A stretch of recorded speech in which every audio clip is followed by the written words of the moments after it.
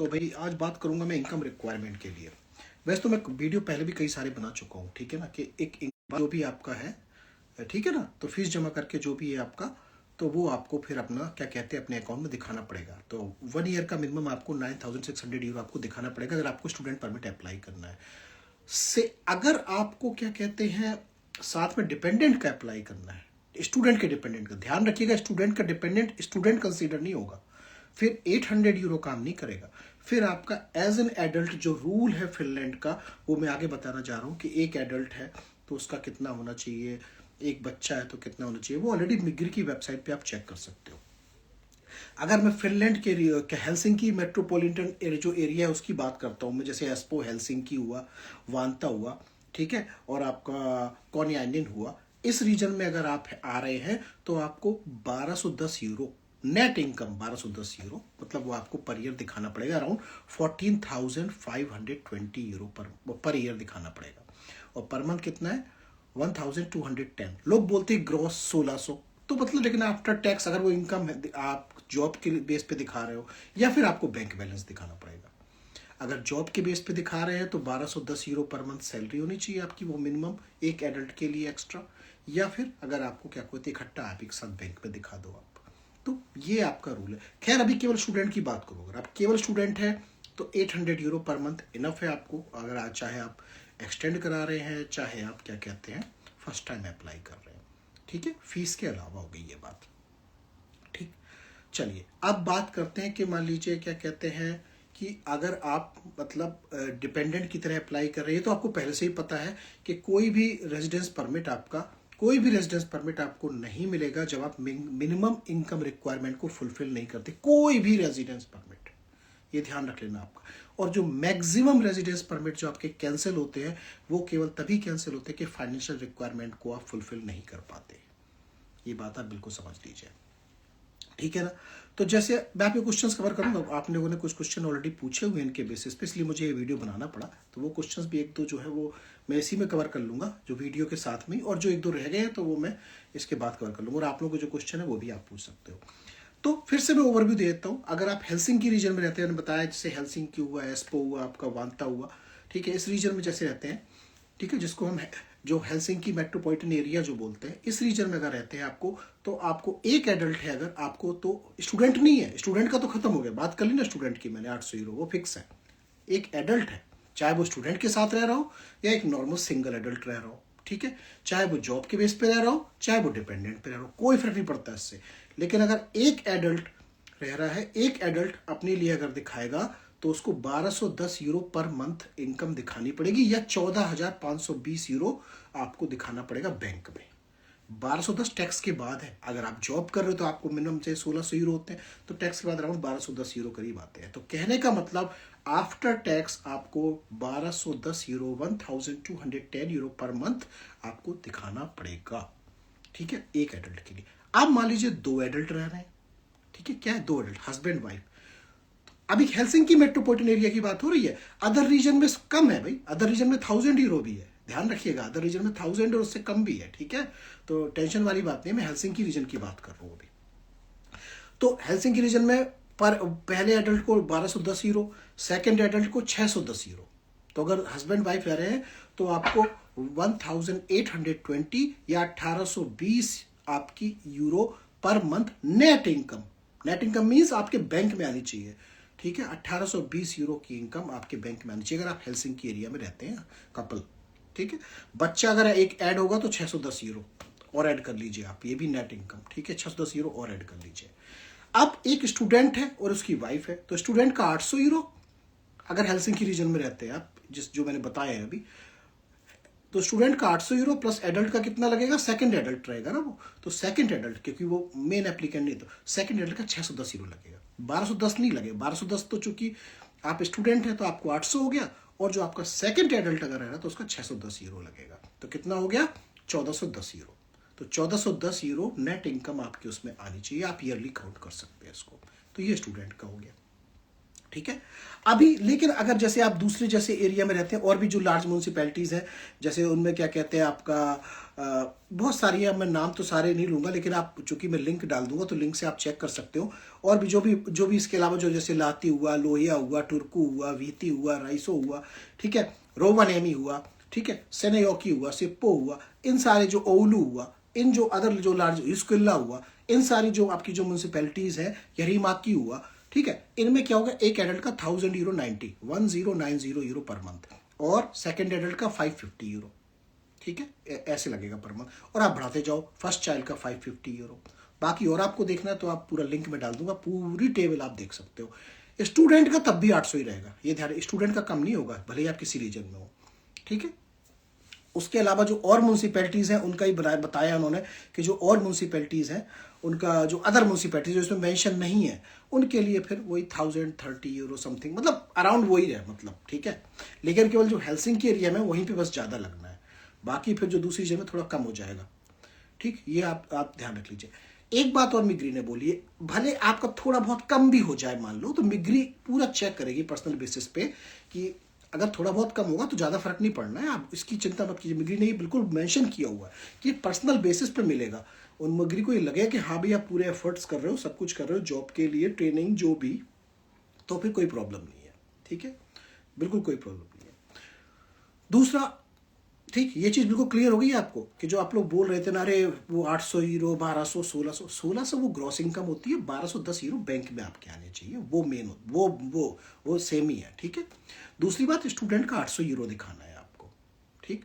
दूसरी बात, अभी एक कंप्लेन आई कि स्टूडेंट ने मुझसे बोला कि वहाँ से वो आया, उसने ट्यूशन फीस जमा नहीं की थी यूनिवर्सिटी की, यहीं पे आके करनी थी, ऑफर लेटर मिल के पता नहीं कुछ किया कुछ नहीं किया, तो उन्होंने बोला कि भाई वहाँ पे क्या कहते हैं, हेल्सिंकी एयरपोर्ट पे उन्होंने बोला कि भाई चलो वो दिखाओ, इमिग्रेशन वालों ने चलो चेक करके दिखाओ, अपने बैंक से उससे कार्ड से पैसे निकाल के दिखाओ, वो चला ही नहीं, कार्ड चला ही नहीं, तो पैसे कहाँ से निकलेंगे, तो उसको वापस भेज दिया।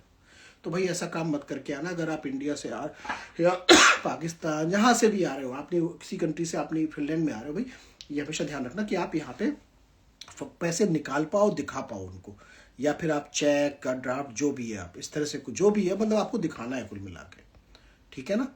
ये चीज़ आप क्लियर समझ लीजिए, थोड़ा कैश लेके आ जाओ, ठीक है। तो ये चीज़ क्लियर होगी आपको, जो इनकम वाली रिक्वायरमेंट, ये इनकम वाली रिक्वायरमेंट बहुत लोगों में कंफ्यूजन है कि इनकम वाली रिक्वायरमेंट केवल वर्क परमिट के लिए है। इनकम रिक्वायरमेंट किसी भी रेजिडेंस परमिट के लिए है फिनलैंड में। ये आप कोई भी रेजिडेंस परमिट आप अप्लाई करेंगे, आपको इनकम रिक्वायरमेंट को फुलफिल करना ही करना पड़ेगा, ये ध्यान रख लीजिए आप, ठीक है। चाहे वो स्टडी के बेस पे हो, चाहे वो वर्क के बेस पे हो, चाहे वो एज डिपेंडेंट के बेस पे हो, किसी भी बेस पे हो, इनकम रिक्वायरमेंट आपको फुलफिल करना ही पड़ेगा, ठीक है, ध्यान रख लीजिए।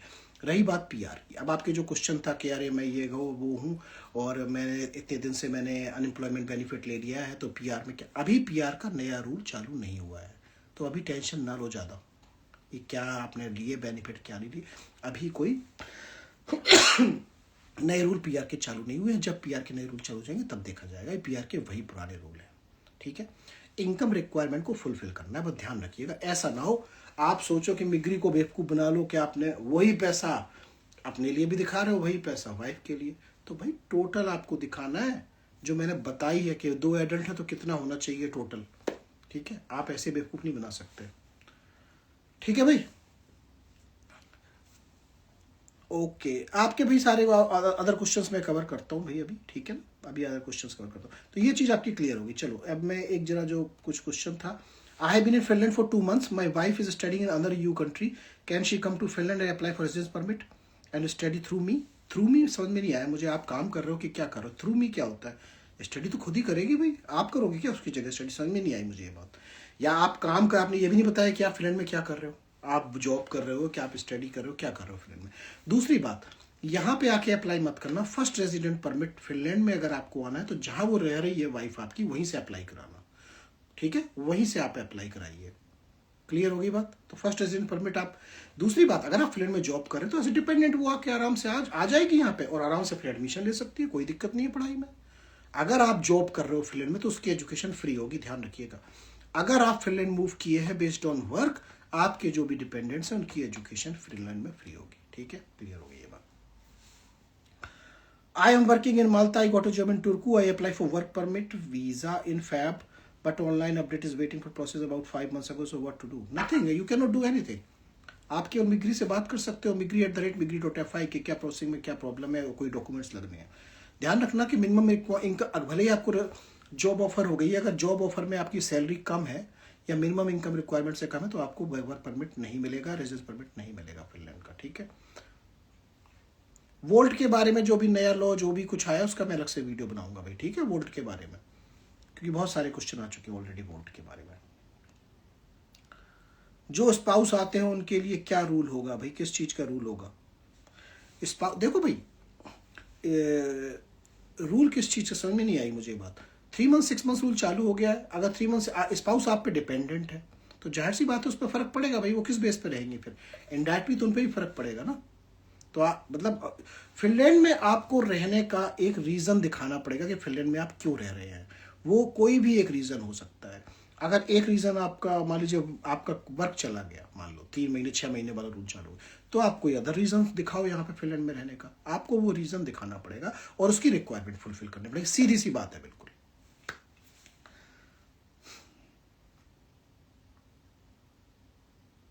ओके भाई, सर मैंने इनटेक ले लिया है फिनलैंड में, मेरी वाइफ और किड, आपकी गाइडेंस मिल। भाई गाइडेंस तो तब मिलेगी ना जब आप क्वेश्चन पूछोगे।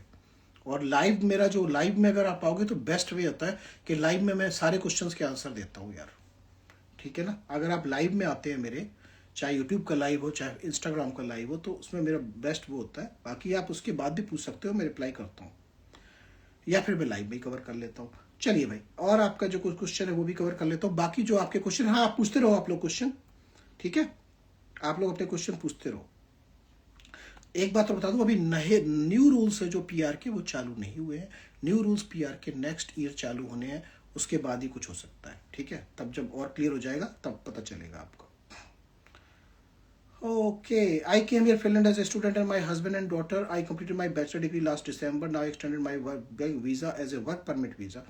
I am working from 2022 since my contract is 25 hours, as there will be new rules for permanent residence. But thinking I will reduce my work and focus on language because there is a requirement of language for permanent visa. भाई मैं आपको पहले ये करूँगा कि आप अपना पहले परमानेंट रेजिडेंस के ना सोचो, आप ये सोचो कि फिनलैंड में रह पाओ। रहने के लिए आपको कंटिन्यूस सैलरी चाहिए, कंटिन्यूस पैसे चाहिए।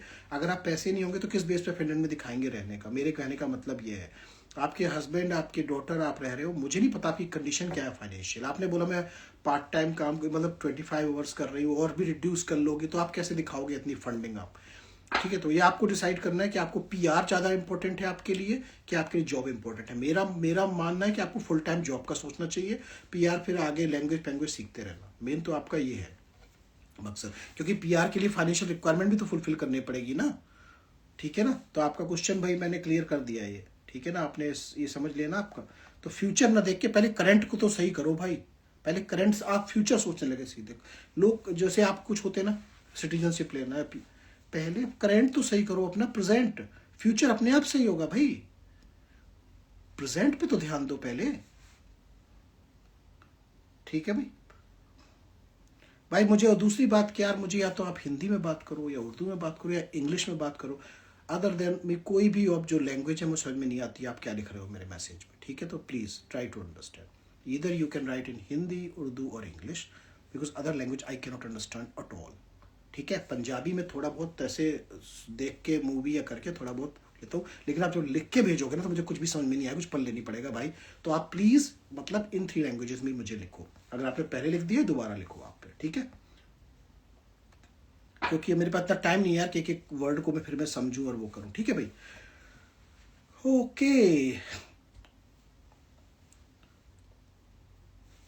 ओके भाई, चलो आपके देखो भाई, अब ये मेडिसिन का अलग से वीडियो बना दूंगा मैं।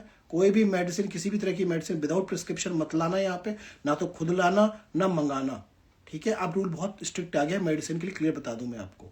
ठीक है ना, छोटी मोटी मेडिसिन के लिए भी अब आपको केवल आप प्रिस्क्राइब करा के लाओ ना वहां से डॉक्टर से, अगर आपको नॉर्मल मेडिसिन भी लाना है बाकायदा। ठीक है, प्लीज ध्यान रखना इस बात को यार। दूसरी कंट्री है, सीधी बात, जो वो बोलेंगे आपको मानना पड़ेगा, जो उनके रूल्स है वो मानना पड़ेगा।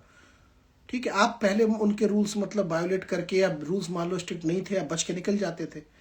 अब जो है तो है, सीधी बात, तो आपको फॉलो करना पड़ेगा भाई, कोई अननेसेसरी अपने ऊपर वो मत लाओ, ठीक है। तो जो है रूल को फॉलो करो। तो जबरदस्ती दवाई लाने की जरूरत नहीं है, ठीक है। आप दवाई लानी है तो एक डॉक्टर पकड़ो, उनसे प्रिस्क्राइब कराओ और लेके आओ, ठीक है भाई। चलो अब मैं आपके जरा जो क्वेश्चन है वो देख लेता हूँ भाई, चलो। और आप लोग के जो क्वेश्चन आपको पूछना है वो आप पूछ सकते हो, ठीक है भाई। तो भाई पहला क्वेश्चन था, इसके बाद मैं और क्वेश्चन वो भी कवर कर लूँगा। I apply to change my permit from A to B on 20th of January, should I worry about the delay? ये तो आप उनसे पूछो, अगर आप सब कुछ सही हो तो क्या वरी है भाई, आपके डॉक्यूमेंट सब सही है, आपने कोई गलत काम नहीं किया तो कोई वरी नहीं करना। वरी मैंने क्या बोला, वरी वही होता है जिसके डॉक्यूमेंट्स या जो भी रिक्वायरमेंट फुलफिल नहीं कर रहे हो, ठीक है। कोई प्रॉब्लम है तो बिग्री से बात करो, उनसे बोलो कुछ और डॉक्यूमेंट चाहिए तो मैं भेज सकता हूँ, कोई प्रॉब्लम है तो। Food packing security guard warehouse restaurant helper, क्या है ये भाई? जॉब के लिए आपको जॉब अप्लाई करनी पड़ेगी, इसके लिए मैं ऑलरेडी वीडियो बना चुका हूँ कैसे अप्लाई।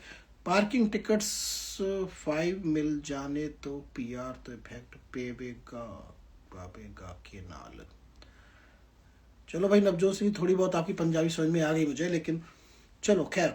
पार्किंग देखो, कोई भी टिकट हो, छोटा क्राइम बड़ा क्राइम, जब ज़्यादा क्राइम हो जाएगा वो क्राइम ही माना जाएगा, ध्यान रखना। बार बार अगर कोई रिपीटेड क्राइम है ना, ये क्लियर लिखा हुआ है, छोटा क्राइम बड़ा क्राइम, ये मिग्री को देखना है, ये क्लियर लिखा है, वो उनको चेक करना है कि वो उसमें आएगा नहीं आएगा।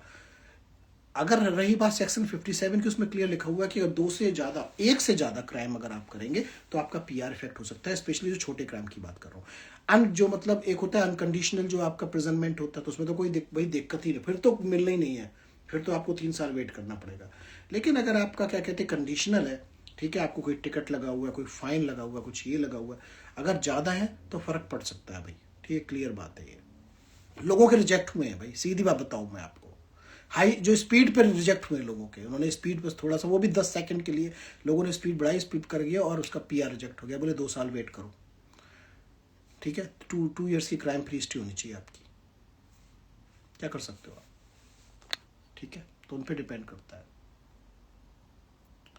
I completed my master's degree but I want to take admission in vocational college or in nursing first. Can I get admission and can it be free as I am already completed one degree? Degree करने से, study करने से दूसरी study free नहीं होती Finland में। पहले ऐसा कोई रूल ही नहीं है ना फिनलैंड में कि आपने एक डिग्री कर ली दूसरी डिग्री करोगे तो फ्री होगी, किसने बोला है आपको, ठीक है। बस अब बाकी आपके ऊपर है, आपको क्या करना है। वोल्ट का न्यू लॉ एरिया हो वो डिस्कस करें, तो उसके लिए वीडियो बनाऊंगा मैं पक्का आपका, ठीक है ना, क्योंकि बहुत सारे लोग आए, बहुत सारे उसका आया हुआ है। चलिए जॉब में हेल्प, यार जॉब में हेल्प, ठीक है भाई, जॉब में हेल्प तो क्या है, जॉब में हेल्प वही है कि भाई आपको अप्लाई करना पड़ेगा, यही हेल्प। माय क्वेश्चन, आपका क्वेश्चन कवर कर लिया भाई, ठीक है, ओके। और कोई क्वेश्चन आपका, और कोई क्वेश्चन भाई आपका अगर हो तो अभी पूछ सकते हो, इसके बाद तो अदरवाइज बाकी सीवी कवर लेटर मैंने बताया कि जो कोई भी वीडियो मेरा यूट्यूब पे पब्लिश होता है, ये वीडियो भी यूट्यूब पे पब्लिश होगा, उसके वीडियो के डिस्क्रिप्शन पे आप सीवी कवर लेटर का फॉर्मेट डाउनलोड कर सकते हैं। हर वीडियो जनरली 90% जो भी वीडियोज़ हैं तो उसके हर वीडियो के उसमें मैं डाल देता हूँ, तो वहाँ से आप डाउनलोड कर सकते हो भाई, ठीक है, बिल्कुल डाउनलोड कर सकते हैं। वोल्ट का न्यू लॉ मैंने बताया ना, उसके बारे में मैं चूंकि पूरा वीडियो बनाऊंगा भाई, ठीक है, वोल्ट का न्यू लॉ। आपका कोई स्पेसिफिक क्वेश्चन है आप पूछ सकते हैं मेरे से इंस्टाग्राम पे मैसेज करके, बाकी अगर वोल्ट के बारे में तो मैं वीडियो पूरा बनाऊंगा अलग से, ठीक। मेडिसिन की बात कर ली भाई मैंने, आपका मेडिसिन का क्वेश्चन था, ध्यान रखना इस बात का भाई, रूल बहुत बिल्कुल वो हो गए। ओके, और कोई क्वेश्चन आपका, अदरवाइज मैं फिर रैप अप करता हूँ भाई, ठीक है, बिल्कुल।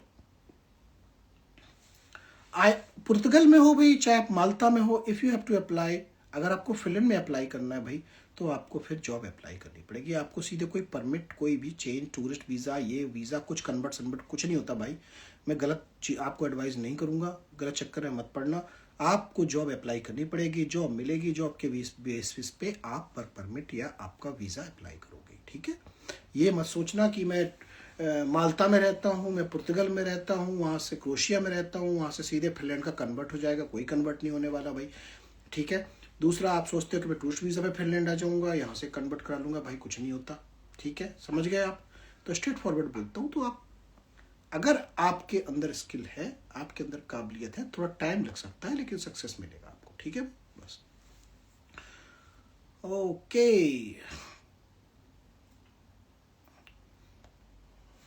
वर्क परमिट 0 आवर्स का है बट मंथली 1500 यूरो है। ये क्या मतलब होता है भाई? वर्क परमिट 0 आवर्स का है, समझ में नहीं आया क्वेश्चन आपका। 0 घंटे काम करके आपको पैसे मिलते हैं, कौन दे रहा है भाई 0 घंटे काम करके? तो मुझे क्वेश्चन समझ में नहीं आएगा तो मैं आंसर नहीं दे पाऊंगा भाई। ठीक है भाई, चलो इसके साथ आप रैपअप करते हैं भाई। तो थैंक यू वेरी मच, अपना ध्यान रखिएगा, अपना ख्याल रखिएगा। ठीक है, बाकी ऑनेस्ट रहिएगा, किसी की हेल्प करने का मौका है तो हेल्प जरूर कीजिएगा। ठीक है, बाकी मिलते हैं फिर। अब नेक्स्ट वीडियो मेरा पब्लिश, ये वाला वीडियो तो मैं यूट्यूब पे डालूंगा और जो भी लिंक्स है वो भी डाल दूंगा। ठीक है, और देखते हैं मंडे को अगर मैं वीडियो कोई पब्लिश करता हूँ या लाइव आता हूँ तो बता दूंगा इंस्टाग्राम पे पहले से। Thank you very much, have a good day.